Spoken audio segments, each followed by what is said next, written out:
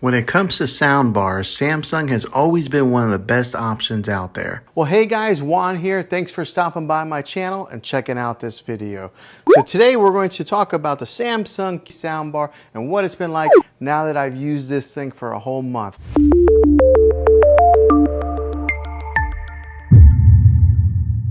So let's talk about the cosmetics on it first to get started off. So on the top and the side here, or on the front and the top here, it's got a metal grill that's kind of gives you a little bit of that industrial feel. And it is a pretty solid sound bar. It's got a little bit of weight to it. I did not mount it onto the wall. I just kind of put it right here. Well, basically, because I can't mount it onto the wall. I'm on a corner section here in this room, so there was no way for me to mount it. But I think it looks pretty good like this, just on the stand right below TV. And the way that Samsung designed this is to pair up with their television. So as you can see, it does not go up above the screen any. So that's kind of nice to give it that nice clean look. And it's got the branding on the top here that says Samsung, but it's black, metal, real sleek looking. Now in the top corner over here, there's the indicator light. It's only on this side of the sound bar all the way to your right. And then also on this indicator light, it lets you know what input you are running. So since I am running an optical cable to it, it says direct in. If I was running Bluetooth, it would say BT. And if you're running like through an HDMI cable, it would say that also. Now the remotes on these things, they are really thin like that, so that makes it kind of easy to get lost in a couch or a chair, but they're really similar to the QLED TV remote. So let's take a good look at here. So this one here is the QLED remote, this one here is a soundbar remote. As you can see, there's not a whole lot of difference between the two. They're both real thin, they're angled like that, but whenever you do hook in this sound bar, and if you are hooking it into a Samsung TV, then you don't need the sound bar remote. You can control everything with the TV remote. Now on the remote control for the sound bar, you can turn up the subwoofer sound and the regular sound volume. So it does give you two different options on there. Now the different sound types that this thing has, the different sound modes are standard, surround, Game Pro, and adaptive. Now the differences with these models is that surround gives you that all-around widest sound stage, particularly in like a bigger section, so it gives you that nice all-around sound. The Game Pro knows when you are gaming and it will adjust accordingly. So like maybe if you're playing some Call of Duty or something like that and there's loud guns, it will adjust the volume on the gun levels. So it's got that smart technology built inside of it that automatically detects that. And then last is the adaptive, and that will adjust on the fly based on the content that you're watching. So for example, if you're watching something that's real heavy in dialogue, it will adjust the voice accordingly to the show or the movie that you're watching, or maybe like the explosions. So it has that adaptive capability in there to control those different sound levels. Really cool technology. Now on the side of the sound bar over here, on this side here, it does have a volume control button, a plus, a minus. It's got a button on there to push it for Bluetooth pairing.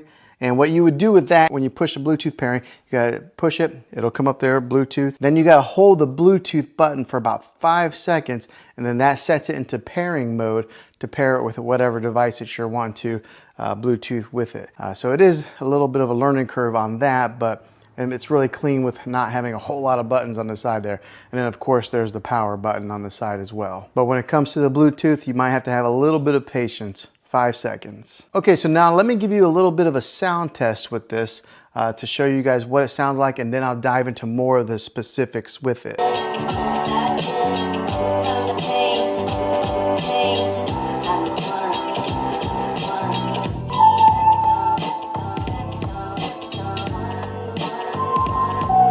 Now what I'll do is I'll take the microphone and I'll stand back as far as where I would be sitting for movie watching, and to kind of give you guys what that sound would be like if you were sitting in that type of a distance watching a movie. So let's do that test now. Okay, so that gives you a little bit of an example of what this thing sounds like. It's a great sounding sound bar. So there are speakers on the top, and then there are speakers here in the front that are booming out, and then you got the sound bar that I have sitting on the floor there. You do get a dedicated center channel, which does a fantastic job of handling the vocals when it comes to any kind of movies or anything like that.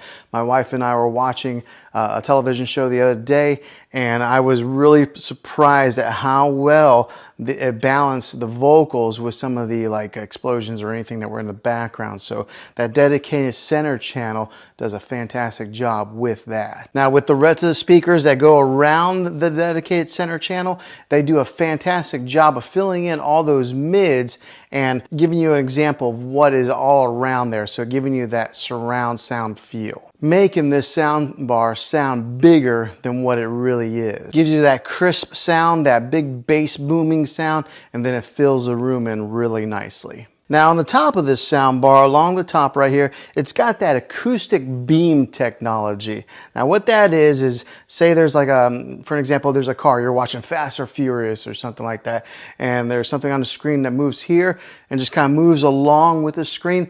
The beam technology will give you that sound that kind of goes right along with it, just like that, moving with the action that's on the screen. Some really cool technology.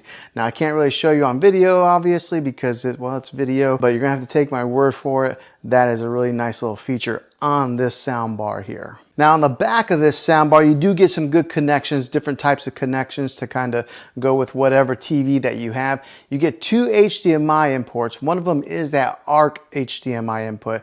You get the regular 35 or 3.5 millimeter, the old-fashioned stereo jack, you get that, and then you get the optical audio cable, which that's what I'm using here.